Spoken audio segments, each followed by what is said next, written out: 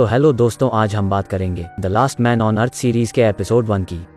तो कहानी की शुरुआत एक रहस्यमयी वायरस से होती है जो हर इंसान को खत्म कर देता है, पर फिलिप मिलर पृथ्वी पर एक अंतिम इंसान बचा हुआ व्यक्ति है। वह पिछले 1 साल से अकेला रह रहा है और अधिक लोगों की तलाश के लिए अमेरिका घूम रहा है। वह हर एक राज्य में जाता है और खाली शहरों को मार्क करता है और संग्रहालयों से कलाकृतियां और महंगी पेंटिंग चुराता है। इंसानों को खोजने के असफल मिशन के बाद फिलिप अपने शहर टक्सन लौटने का फैसला करता है। फिर भी वह आखिरी प्रयास के रूप में वह हर बिलबोर्ड पर अलाइव इन टक्सन लिखता है। टक्सन में वह अपने लिए सबसे बड़ा घर चुनता है और उसे अपना नया घर घोषित करता है। और वह अगले कुछ दिन सभी प्रसिद्ध चित्रों, व्हाइट हाउस की एक चटाई, अपनी एक तस्वीर और अन्य वस्तु सजाने में बिताता है। लेकिन हर दिन सोने से पहले फिलिप हाथ की लकीरें घिसने के लिए भगवान से माफी मांगता है और चाहता है कि वह मृत्यु से पहले कम से कम एक लड़की से मिलवा दे। अगले दिन ऐसी ढेरों कारें हैं जिनका इस्तेमाल वह ड्राइव करने के लिए कर सकता है। वह अपने अंडरवियर में किराने की दुकान पर जाता है और बंदूक का उपयोग करके कांच फोड़ता है। केवल 1 साल में वह इंसानी रवैये को पूरी तरह से भूल गया है, क्योंकि उसे सबक सिखाने वाला कोई नहीं है।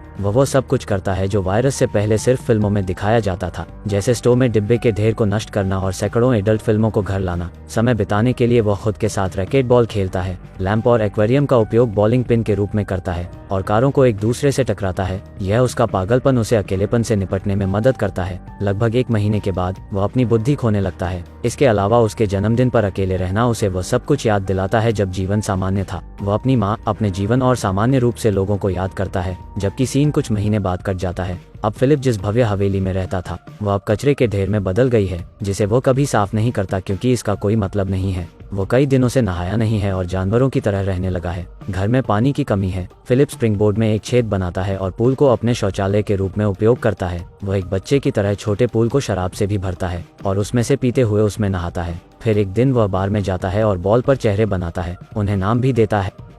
वो उनसे ऐसे बात करता है जैसे वे उसके असली दोस्त हों, बस यह महसूस करने के लिए कि वह अकेला नहीं है। रात में वह एक बॉल को कपड़े की दुकान पर लाता है और एक पुतले से बात करता है जैसे वह उसे पसंद करता है। और जब उसका हाथ टूट जाता है तो फिलिप अपना दिमाग खो देता है। फिर वो फैसला करता है कि वह अब और नहीं जीना चाहता और वह पहाड़ी पर जाता है। वह अपने सभी बॉल फ्रेंड्स को हमेशा के लिए याद रखने का वादा करते हुए उन्हें विदाई देता है। फिर वह अपनी कार को पूरी गति से चट्टान की ओर लाता है, लेकिन अचानक वह दूर से धुआं उठता हुआ देखता है और टकराने से पहले कार को रोक देता है। फिलिप को अपनी आंखों पर विश्वास ही नहीं हो रहा है और वह तुरंत धुएं का पीछा करता है और वह तक पहुंचता है और उसे कुछ ऐसा दिखाई देता है जिसे देखने के लिए वह पिछले 1 साल से भीख मांग रहा था। किसी ने अपनी ब्रा को धूप में सुखाने के लिए छोड़ दिया है। फिलिप उसकी गंध लेता है और वह इतना हैरान हो जाता है कि वह बेहोश हो जाता है। जब वह उठता है तो देखता है कि एक खूबसूरत लड़की उसे गोद में लिए हुए है। वह बहकावे में आकर उसकी इच्छा पूरी करने का वादा करती है और उसे चूम लेती है। फिलिप आनंद ले रहा है, पर वह उठता है और उसे पता चलता है कि वह सपना देख रहा था। उसके सामने वाली लड़की बदसूरत तो नहीं, पर उम्र में बड़ी होती है।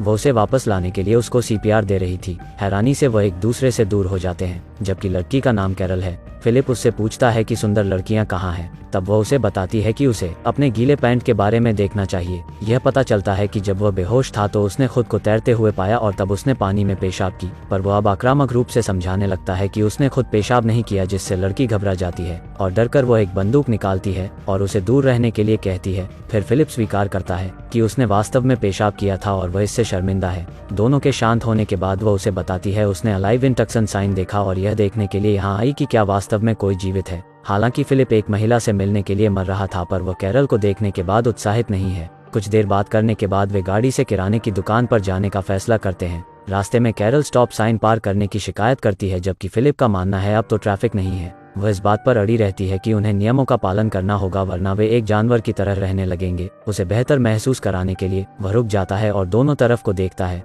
यह बताता है कि कोई भी सड़क पार नहीं कर रहा है। जब वे किराने की दुकान पर आते हैं तो फिलिप पार्क में विकलांग लोगों की जगह पर गाड़ी लगाता है, तो कैरल उससे फिर से बहस करती है, पर फिलिप जोर देकर कहते हैं कि विकलांग लोगों के पास अपनी कार पार्क करने के लिए बहुत सारी जगह है। जब कैरल अभी भी उसे कहीं और पार्क करने का आग्रह करती है तो वो गाड़ी को स्टोव में घुसा देता है। उसके बाद वो घर आते हैं और कैरल उसके रहने के तरीके से नफरत करती है। उसके पास 2 स्विमिंग पूल हैं, एक में उसका पॉटी और दूसरे में कचरा भरा है। तब कैरल ने उस पर पेंटिंग चुराने का भी आरोप लगाया, हालांकि उन्हें पता है कि वह अब किसी की नहीं है। घर के दौरे के अंत तक फिलिप उसे अपने टेंट में वापस जाने के लिए कहता है, अगली सुबह फिलिप कैरल को उसकी घर की सफाई करते हुए दिखती है। वह उसे दुकान से सफाई का सामान लेने के लिए उकसाती है क्योंकि उसे इंसानों की तरह जीना शुरू करना पड़ेगा। रात में फिलिप अपने बॉय फ्रेंड्स के पास जाता है और कैरल के बारे में शिकायत करता है। उसे ऐसा लगता है कि वे एक विवाहित जोड़े हैं जिन्हें तलाक लेने की सख्त जरूरत है। अगली सुबह वह रहने के लिए बगल के घर में आती है। वह उसे दूर भगाने की कोशिश करता है लेकिन कैरल जिद्दी है और एक जवाब के रूप में फिर फिलिप अपनी पैंट उतार देता है।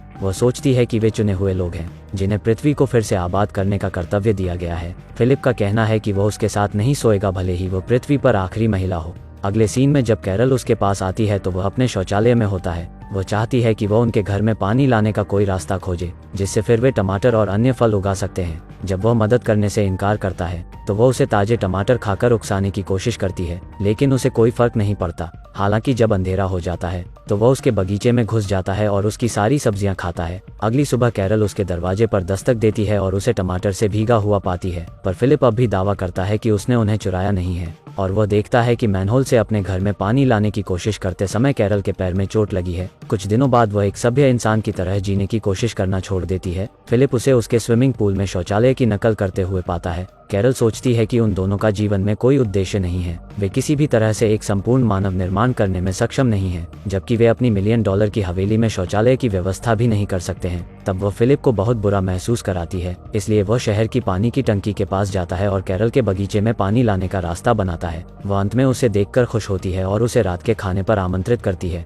रात में फिलिप लंबे समय के बाद अच्छे खाने का आनंद लेता है और फिलिप का कहना है कि वह अब उसके साथ सोने के लिए तैयार है। हालांकि कैरल शादी से पहले प्यार नहीं करना चाहती। शुरू में फिलिप हंसता है, यह सोचकर कि वह एक मजाक है, लेकिन वह गंभीर हो जाती है। अंत में वे अगले दिन शादी करने का फैसला करते हैं। अगले सीन में वे चर्च में अपनी मन्नतें कह रहे हैं, लेकिन फिलिप को लगता है कि यह आवश्यक नहीं है। पर जब वे चर्च से बाहर निकलते हैं तो मेहमानों की भीड़ उनका स्वागत करती है। फिलिप को पता चलता है कि उसने गलती की है तो वह चिल्लाता है। फिर वह अपने बिस्तर पर उठता है और पता चला कि यह एक सपना था। यह सुनिश्चित करने के लिए खिड़की से बाहर देखता है जबकि दुनिया अभी भी मर चुकी है। इसके बाद आखिरकार शादी का दिन आता है। कैरल सजावट और केक तैयार करती है जबकि फिलिप को उनके लिए रिंग लाने का काम सौंपा जाता है। हालांकि रिंग लाने के बजाय वह अपने बॉय फ्रेंड्स के लिए एक बैचलरेट पार्टी रखता है। एक पार्किंग जगह में चीजों को आग लगा देता है, यहाँ तक कि वह पुतले को अलविदा कहने भी जाता है और उसे बताता है कि वह हमेशा उसके जीवन का प्यार बनी रहेगी। रात में वह चर्च जाता है जहाँ कैरल ने एक रिकॉर्डिंग तैयार की है जो उनकी शादी को अंजाम देगी।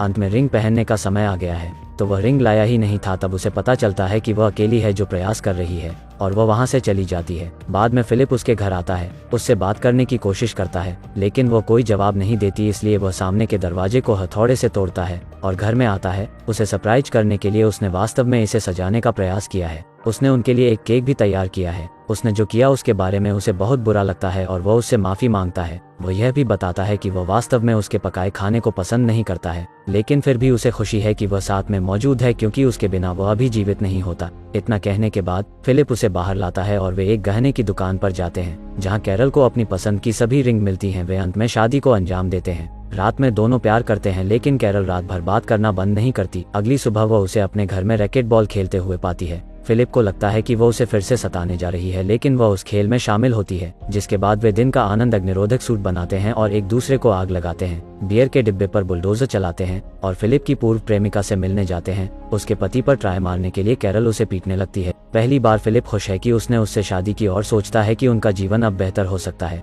और जैसे ही वे घर वापस जा रहे थे तब उन्होंने अचानक एक जंक्शन पर एक लिमो को टक्कर मार दी। तब हैरान फिलिप देखता है कि एक खूबसूरत लड़की उसमें से निकल रही है, तो उसे अपनी शादी पर पछतावा होने लगता है। और इसी के साथ एपिसोड 1 खत्म होती है। अगर हो सके तो वीडियो को लाइक करें और चैनल को सब्सक्राइब। मिलते हैं किसी और वीडियो में। Thank you.